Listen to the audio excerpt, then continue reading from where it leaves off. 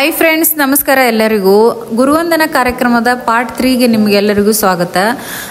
Part 2ನಲ್ಲಿ ನಾವು ನಮ್ಮ friend ಮತ್ತು ಟೀಚರ್ ಸಲುವಾಗಿ 2 ನಿಮಿಷ ಮೌನಾಚರಣೆಯನ್ನು ಆಚರಿಸಿದ್ವಿ. ಅದರ ನಂತರ ನನಗೆ ವೆಲ್ಕಮ್ ಸಾಂಗ್ ಹೇಳಲಿಕ್ಕೆ ಹೇಳಿದರು. ಸೊ ಗಣೇಶಂದು ಒಂದು ಸಾಂಗ್ ಹೇಳಿದೆ.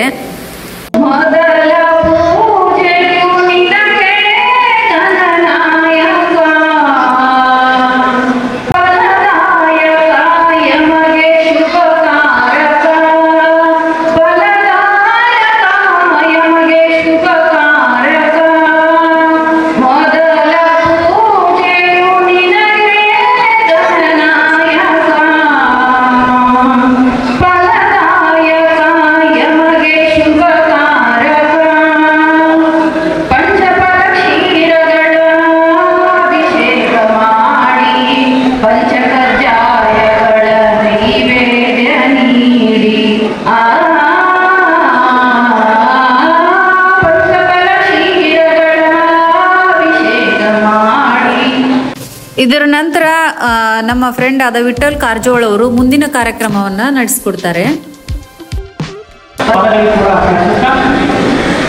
1995 ಮತ್ತು 2005ರ ಸ್ನೇಹ ಸಮ್ಮೇಳನ ಮತ್ತು ಗುರುವಂದನಾ ಕಾರ್ಯಕ್ರಮ. ಈ ಕಾರ್ಯಕ್ರಮದ ಗೌರವಾನ್ವಿತ ಶಿಕ್ಷಕರಿಗೆ ಸ್ವಾಗತ ಹಾಗೂ ಪುಷ್ಪಾರ್ಪಣೆ.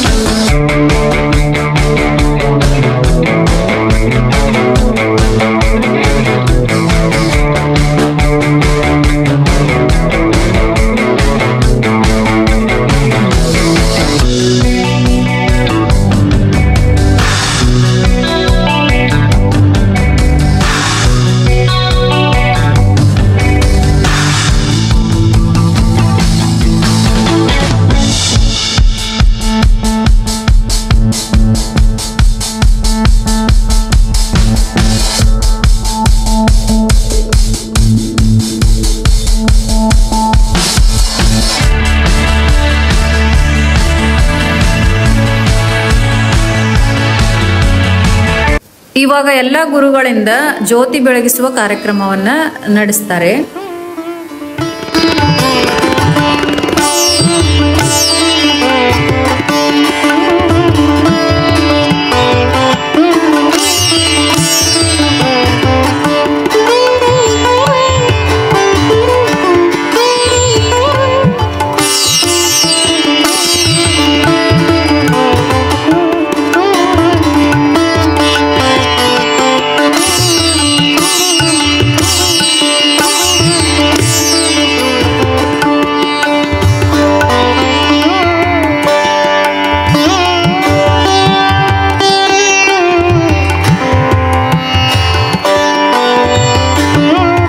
ಜ್ಯೋತಿ ಬೆಳಗಿಸೋ ಕಾರ್ಯಕ್ರಮ ಮುಗಿದಾದ್ಮೇಲೆ ಇವರು ನನ್ನ ಫ್ರೆಂಡ್ ಮೋಹನ್ ಪಾಟೀಲ್ ಅಂತ ಹೇಳಿ ಇವರು ಗುರುವಂದನ ಕಾರ್ಯಕ್ರಮದ ಬಗ್ಗೆ ಕೆಲವೊಂದು ಅನಿಸಿಕೆ ಮಾತುಗಳನ್ನ ಹೇಳ್ತಾರೆ. ಈ ಸ್ವಾಗತ ಈ ಗುರು ವಂದನಾ ಕಾರ್ಯಕ್ರಮದ ಈ ದಿನ ಸಾಧ್ಯವಾಗಿದ್ದು ಯಾರ ಹೊರಟಿಲ್ಲ ಅಂತ ಹೇಳಿ ಸ್ವಲ್ಪ ನಾನು ಪ್ರಯತ್ನ ಮಾಡ್ತೀನಿ. ನಾವು ಲಾಸ್ಟ್ ಟೈಮ್ ಒಂದು ತಿಂಗಳಿಂದ ಆಲ್ಮೋಸ್ಟ್ ಒಂದೂವರೆ ತಿಂಗಳಿಂದ ಮೊದಲನೇ ಸರಿ ಅನ್ಕೊಂಡಾಗ ಗುರುವಂದನಾ ಕಾರ್ಯಕ್ರಮ ಮಾಡಬೇಕು ಅನ್ಕೊಂಡಾಗ ಈ ಶಿವಲಿಂಗೇಶ್ವರ ಗುಡಿ ಹತ್ರ ಎಲ್ಲ ಕೂತ್ಕೊಂಡಿದ್ದೀವಿ. ಅವಾಗ ಒಂದಿಬ್ರು ಎಫರ್ಟ್ ಸ್ಟಾರ್ಟ್ ಮಾಡಿದ್ರು. ಅದೇನಂತಲ್ಲ ಕಿಡಿ ಅಲ್ಲಿಂದ ಸ್ಟಾರ್ಟ್ ಆಯ್ತು. ಸೊ ಅಲ್ಲಿಂದ ಸ್ಟಾರ್ಟ್ ಆಗಿ ಇಬ್ರು 4 ಜನ ಆಗಿ 8 ಜನ ಆಗಿ ಹೀಗೆ ನಮ್ಮ ಬಳಗ ಎಲ್ಲ ಕೂಡ್ಕೊಂಡು ನಮ್ಮ ಫ್ರೆಂಡ್ಸ್ ಎಲ್ಲ ಒಂದು ಕೂಡ್ಕೊಂಡು ಆಮೇಲೆ ಗರ್ಲ್ಸ್ ಒಂದ್ ಕಡೆ ಬಾಯ್ಸ್ ಒಂದ್ ಕಡೆ ಎಲ್ಲರೂ ಒಂದು ಫೀಲ್ಡ್ ಒಳಗೆ ಬೇರೆ ಬೇರೆ ಫೀಲ್ಡ್ ಒಳಗೆ ಅವ್ರದೇ ಫೀಲ್ಡ್ ಒಳಗೆ ಬಿಸಿ ಆಗಿದ್ದಾರೆ. ಅವರೆಲ್ಲ ಒಗ್ಗೂಡಿಸಿ ಈ ಒಗ್ಗೂಡಿಸುವಂತ ಕಾರ್ಯಕ್ರಮ ಮಾಡಿದಂತ ನನ್ನ ನನ್ನ ಮಿತ್ರರಾದ ಬಸವರಾಜ್ ಪುರಿ ಹಾಗೂ ಚೇತನ್ ಶಿರೋಳ ಆಮೇಲೆ ಉಳ್ಳಾಗಡ್ಡಿ ಮತ್ತು ಆಮೇಲೆ ಹೀಗೆ ಎಲ್ಲಾ ಫ್ರೆಂಡ್ಸ್ಗಳು ಕೂಡ್ಕೊಂಡು ಒಂದು ಪ್ಲಾನ್ ಮಾಡ್ಕೊಂಡು ಎಲ್ಲಾ ಟೀಚರ್ನ ನಾವು ಕರೆದು ಸರಿಯ ಉದ್ದೇಶ ಏನು ಉದ್ದೇಶ ಏನಪ್ಪ ಅಂದ್ರೆ ಆಲ್ಮೋಸ್ಟ್ 20 ವರ್ಷ ಆಯ್ತು ನಾವು ಇದಾದ ಆಂಕರಿಂಗ್ ಕಾರ್ಯಕ್ರಮವನ್ನ ಇವಳು ನಡೆಸಿಕೊಡ್ತಾ ಇದ್ದಾಳೆ. ಮತ್ತೆ ಗುರುಗಳ ಬಗ್ಗೆ ತನ್ನ ಅನಿಸಿಕೆಗಳನ್ನ ಹೇಳ್ತಾ ಇದ್ದಾಳೆ. ಅಗಣಿತ ವಿದ್ಯಾರ್ಥಿಗಳ ಬಾಳಿಗೆ ಭವ್ಯ ಬೆಳಕು ನೀಡಿದ, ಶೂನ್ಯವಾಗಿದ್ದ ನಮ್ಮನ್ನು 100ಕ್ಕೆ 100ರಷ್ಟು ಮಾಡಿದ ನನ್ನ ಗುರುವೃಂದಕ್ಕೆ ಅಭಿನಂದನೆಗಳು. ತಾಯಿ ಜೀವ ನೀಡಿದರೆ ಗುರುವೃಂದವು ಜೀವನವನ್ನೇ ನಮಗೆ ನೀಡಿದೆ. ಇಂತಹ ಗುರುವೃಂದವನ್ನ ಹಾಗೂ ಅತಿಥಿಯರನ್ನ ಗೌರವಿಸುವುದು ಮತ್ತು ಪಾದ ಪೂಜೆ ಮಾಡುವುದು ನಮ್ಮೆಲ್ಲರ ಭಾಗ್ಯವಾಗಿದೆ.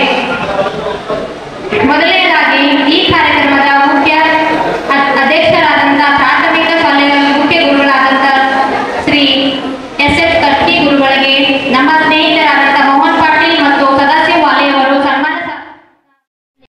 ಇದಾದ ನಂತರ ಗುರುಗಳ ಪಾದಪೂಜೆ ಕಾರ್ಯಕ್ರಮ ಮತ್ತು ಸನ್ಮಾನ ಕಾರ್ಯಕ್ರಮವನ್ನ ನಡೆಸಲಾಯಿತು. ನೋಡಿ, ಇದೆಲ್ಲ ಕಾರ್ಯಕ್ರಮಗಳ ಜೊತೆಗೆ ಅಂದರೆ ಕ್ಯಾಮ್ರಾಮ್ಯಾನ್ಸ್ ಅವರೆಲ್ಲ ಅಂದರೆ ಸಿಚುವೇಶನ್ಗೆ ತಕ್ಕಂಗೆ ಸಾಂಗ್ಸ್ ಎಲ್ಲ ಹಾಕಿದ್ದಾರೆ ಕ್ಯಾಮ್ರಾ ವಿಡಿಯೋದಲ್ಲಿ. ಬಟ್ ನಾನಿಲ್ಲಿ ನನ್ನ ಯೂಟ್ಯೂಬ್ ಚಾನಲಲ್ಲಿ ಅದು ಸಾಂಗ್ಸ್ ಹಾಕಿದರೆ ಪ್ರಾಬ್ಲಮ್ ಆಗುತ್ತೆ ಅಂತ ನಾನು ಯಾವ ಸಾಂಗನ್ನು ಹಾಕ್ತಾ ಇಲ್ಲ. ಜಸ್ಟ್ ಯೂಟ್ಯೂಬ್ ಅವರೇ ಪ್ರೊವೈಡ್ ಮಾಡ್ತಕ್ಕಂಥ ಮ್ಯೂಸಿಕ್ ಜೊತೆಗೆ ಹಾಕ್ತಾ ಇದ್ದೀನಿ. ಇಂಥ ಕಾರ್ಯಕ್ರಮಗಳನ್ನೆಲ್ಲವನ್ನು ಒಂದು ಒಳ್ಳೆ ಸಾಂಗ್ಸ್ ಹಾಕಿ ನೋಡಲಿಕ್ಕೆ ತುಂಬ ಚೆನ್ನಾಗಿ ಅನಿಸುತ್ತೆ. ಬಟ್ ಯೂಟ್ಯೂಬಲ್ಲಿ ಅದು ಅಲವ್ ಇಲ್ಲ. ಸೊ ಹಾಗಾಗಿ ನಾನು ಯಾವ ಸಾಂಗ್ಸನ್ನು ಹಾಕಿಲ್ಲ ಇದರಲ್ಲಿ.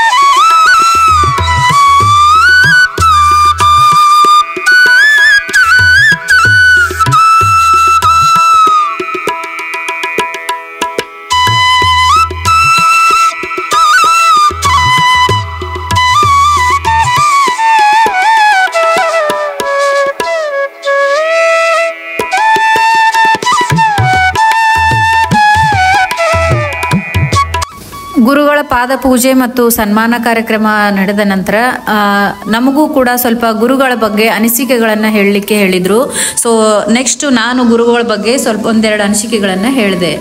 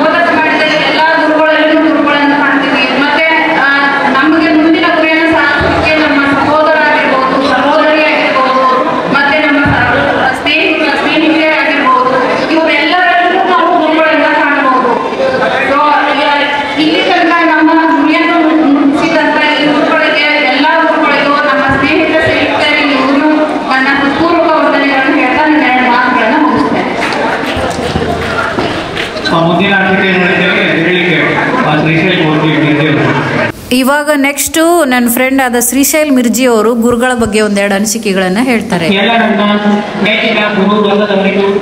ಹಾಗೂ ಈ ಕಾರ್ಯಕ್ರಮಕ್ಕೆ ನೆರವು ನೀಡಿದಂತ ಎಲ್ಲ ನನ್ನ ಗಣ್ಯ ಮಾನ್ಯರಿಗೂ ಹಾಗೂ ನನ್ನ ಸಹಪಾಠಿ ವೃಂದದವರಿಗೂ ಮತ್ತು ಅವರ ಕುಟುಂಬ ವರ್ಗದವರಿಗೂ ನಾನು ಹೃತ್ಪೂರ್ವಕವಾದ ಅಭಿನಂದನೆಗಳನ್ನು ಸಲ್ಲಿಸುತ್ತಾ ಈ ಕಾರ್ಯಕ್ರಮದ ಕುರಿತಾಗಿ ಎಲ್ಲರಿಗೂ ಒಂದು ಶುಭದಿನ ಹಾಗೂ ಸೌಭಾಗ್ಯ ದಿನ. ಏಕೆಂದರೆ ನಾವು ನಮ್ಮ ನೆಚ್ಚಿನ ಗುರುಗಳಿಗೆ ಪಾದ ಪೂಜೆಯನ್ನು ನೆರವೇರಿಸಿದ್ದು ನಮಗೆ ಮರೆಯಲಾಗದಂತಹ ದಿನ.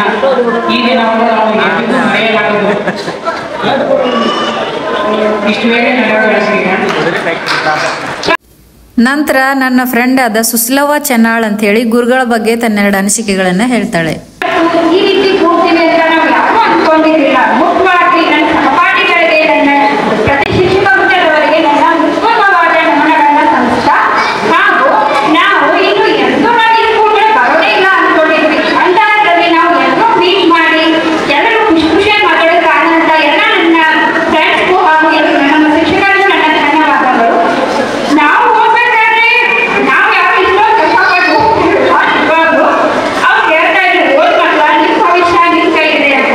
ಈಗ ನಾವು ನಮ್ಮ ಮಕ್ಕಳ ಸಲುವಾಗಿ ನಾವು ಕಲಿಸ್ತಾ ಇದ್ದೀವಲ್ಲ, ಅದಕ್ಕೆ ನಮಗೆ ಸಿಗ್ಬೇಕಾದ ಶಕ್ತಿ ಯುಕ್ತಿ ಏನೇನೋ ನಮ್ಮ ಶಿಕ್ಷಕರದೇ. ಅವರ ಆಶೀರ್ವಾದ ಏನಿದೆ ನಮ್ಗೆ ಏನೂ ಇಲ್ಲ ಅಂತ ನನಗೆ ಅನಿಸ್ತಿತ್ತು. ಈಗ ನಮ್ಮ ಮಕ್ಕಳು ನಮ್ಮ ಮಕ್ಕಳಿಗೆ ಸ್ಕೂಲ್ ಅಷ್ಟು ಚಂದತೆ ಇಷ್ಟು ಚಂದತೆ ಈ ಸ್ಕೂಲಾಗ ಏನೂ ಇರಲಿಲ್ಲ. ನಾವು ಕಲಿಯೋರು ಹೆಂಗಿತ್ತು ಈಗ ಅದಕ್ಕೂ 10 ಪಟ್ಟು ಜಾಸ್ತಿ ಆಗಿದೆ ನಮ್ಮ ಸ್ಕೂಲ್. ಇವಾಗ ನೋಡಿದ ತಕ್ಷಣ ತುಂಬಾ ಹೆಮ್ಮೆ ಆಗುತ್ತೆ. ಅದು ಅಲ್ಲದೆ ಇವಾಗ ಶಿಕ್ಷಕರೇ ನೋಡಿದ್ರೆ ಅವಾಗ ಹೇಗಿದ್ರು ಇವಾಗಲೂ ಹಂಗೆ ಇದ್ದಾರೆ. ಅವ್ರ ಕೈಯಲ್ಲಿ ಕಲ್ತಂತ ನಾವೇ ಅವ್ರಿಗೂ ಎಷ್ಟೋ ಚಿಕ್ಕವರಿದ್ರು ಕೂಡ ಅವ್ರ ಎನರ್ಜಿ ನಮ್ಮಲ್ಲಿಲ್ಲ ಈಗ. ಅದು ಅಲ್ಲದೆ ಅವ್ರು ನಮ್ಗೆ ಕಲಿಸಿದ ಶಿಕ್ಷಣ, ಉಜ್ವಲವಾದ ಭವಿಷ್ಯ ನಮ್ಮನ್ನ ಈ ರೀತಿ ಇಂಗ್ಲಿಷ್ನಲ್ಲಿ ನಿಲ್ಲಿಸ್ತಾ ಇದೆ ಅಂದರೆ ಅವರಿಗೆ ನನ್ನ ನಮನಗಳು. ಇಷ್ಟೇ ನನ್ನ ಮಾತಾಡ್ತಾ ಇದ್ದೀನಿ. ಇದಾದ ನಂತರ ನಮ್ಮ ಫ್ರೆಂಡ್ ಮಕ್ಕಳು ಎಲ್ಲ ಭರತನಾಟ್ಯ ಮಾಡಿದ್ರಲ್ಲ, ಫ್ರೆಂಡ್ಸ್ ಮಕ್ಕಳು. ಸೊ ಅವರಿಗೆಲ್ಲ ಬಹುಮಾನವನ್ನು ಕೊಟ್ಟು ಗೌರವಿಸಲಾಯಿತು.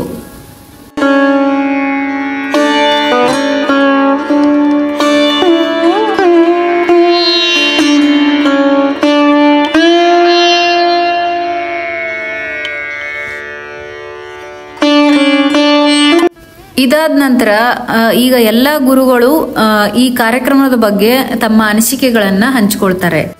ಇವರು ಪ್ರೈಮರಿ ಸ್ಕೂಲ್ ಟೀಚರು. ಆ್ಯಕ್ಚುಲಿ ನಾನು ಹೋಗಿದ್ದು ಅಲ್ಲಿ ಹೈಸ್ಕೂಲಿಗೆ, ಬಟ್ ಇವರು ಅಲ್ಲಿ ಈ ಗುರುವಂದನ ಕಾರ್ಯಕ್ರಮದಲ್ಲಿ ಪ್ರೈಮರಿ ಮತ್ತು ಹೈಸ್ಕೂಲ್ ಎಲ್ಲ ಗುರುಗಳನ್ನು ಸೇರಿಸಲಾಗಿತ್ತು.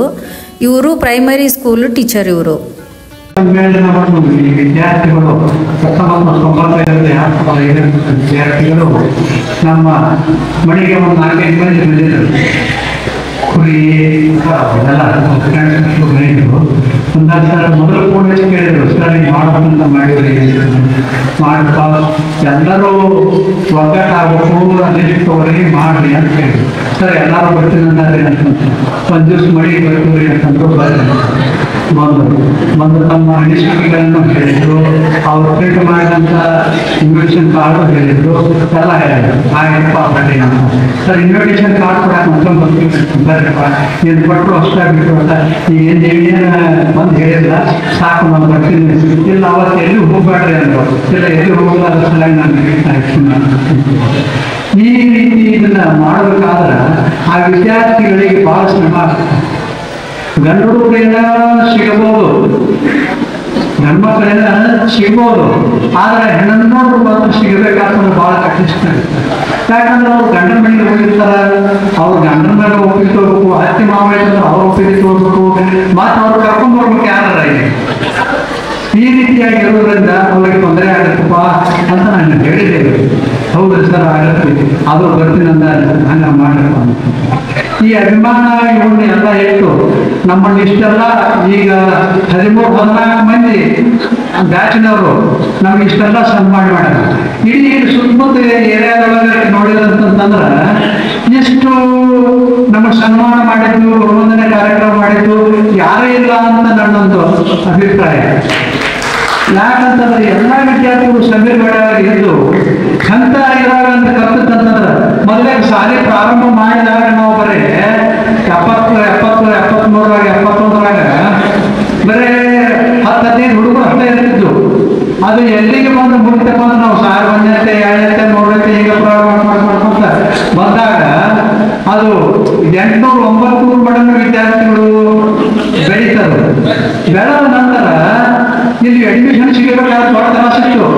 ಕೆಲವೊಂದು ನೀವು ಕಲಿಯೋದ್ರಾಗ ನಿಮ್ಮ ಪಾಲಕರು ಬಂದು ನಮ್ಗೆ ಅಡ್ಮಿಷನ್ ಕರೀರಿ ನಿಮ್ಗೆ ಕಟ್ಟುವಾಗ ನಿಮ್ಮ ಯಜಮಾನ ನಿಮ್ಮ ಪರಿಣಾಮಗಳು ಅಂತ ಈ ರೀತಿಯಾಗಿ ಕೇಳ್ತಿತ್ತು. ಕೇಳಿದ ನಂತರ ಅಡ್ಮಿಷನ್ ಸಿಗ್ತಿತ್ತು. ಅಂತ ಈ ಶಾಲೆಯೊಳಗೆ ಮಾಡಿ ನೀವು ಕೆಲಸ ಮಾಡಿರಿ. ಈಗ ಅದೇ ವಿದ್ಯಾರ್ಥಿಗಳ ಸಂಖ್ಯೆ ಕಡಿಮೆ ಆಗಿದೆ. ಯಾಕಂದ್ರೆ ಇಂಗ್ಲೀಷಿನ ವ್ಯಾಯಾಮ, ಇಂಗ್ಲೀಷಿಗೆ ನಾವು ನಿಮ್ಮ ಮಕ್ಕಳನ್ನ ನೀವು ಇಂಗ್ಲೀಷಿಗೆ ಕಲಿಸಾಕತ್ತೀರಿ. ಈಗ ನಾವು ನಮ್ಮ ಮಕ್ಕಳನ್ನ ಇಂಗ್ಲೀಷ್ ಕಲಿಸಿದ್ರೆ ಕನ್ನಡ ಮೀಡಿಯಂದಾಗ ಕಲಿಸಿದ್ವಿ ನಾವು. ಅದಕ್ಕೆ ಇಂಗ್ಲೀಷ್ ಮೀಡಿಯಂ ಹೆಚ್ಚಿ ಅಲ್ಲೇ ಕಲಿಸಿದ್ವಿ. ಆದ್ರೆ ಇಂಗ್ಲೀಷ್ ಮೀಡಿಯಂ ಕಲಿಸೋದ್ರಿಂದ ಈ ಸಂಸ್ಕೃತಿ ಸಂಸ್ಕಾರ ಎಲ್ಲ ನಮಗೆ ತೊಂದರೆ ಆಗುತ್ತೆ. ಈ ಏನು ಕನ್ನಡ ಮೀಡಿಯಂನಿಂದ ಓದೋ ವಿದ್ಯಾರ್ಥಿಗಳು ಅತ್ಯಂತ ಅವ್ರಿಗೆ ಎಲ್ಲ ನಾಲೆಜ್ ಬೆಳೀತೈತಿ. ಹುಡುಗರು ಇಲ್ಲಿ ಏನು ನೀವು ಆಟ ಪಾಠ ಏನು ಆಗ್ತಿರಲ್ಲ, ಅಲ್ಲಿ ಹಂಗತೆ ಇರೋದು ಆಟ ಪಾಠದ್ದು. ಇಲ್ಲಿ ಅಲ್ಲಿ ಸ್ವತಂತ್ರವಾಗಿರ್ತೈತಿ, ನಿಮ್ಮ ನೆರಮನೆ ಮನೆಯೊಳಗೆ ಸ್ವತಂತ್ರವಾಗಿರ್ತೈತಿ. ಅಲ್ಲಿ ಹಂಗಿರೋದಿಲ್ಲ. ನಿಮ್ಮ ಹೋಮ್ವರ್ಕ್ ಅದೆಲ್ಲ ಮಾಡಿದ್ರೆ ಅವರೆಲ್ಲ ನಿಮ್ಮ ಹೋಮ್ವರ್ಕ್ ಮಾಡಿ ಕಳಿಸ್ಬೇಕಾಗತ್ತೆ. ನಿಮ್ಮ ಮನ್ಯಾಗ ನೀವೆಲ್ಲರೂ ಹೋಮ್ವರ್ಕ್ ಮಾಡಿ ಕಳಿಸ್ತೀರಿ ಈಗ ವಿದ್ಯಾರ್ಥಿಗಳನ್ನು, ನಿಮ್ಮ ಮಕ್ಕಳನ್ನು. ಈಗ ಹಂಗೆ ನಾವು ಅವಾಗಿದ್ದ ಹಂಗೆ ಯಾರು ಇರ್ತಿಲ್ಲ.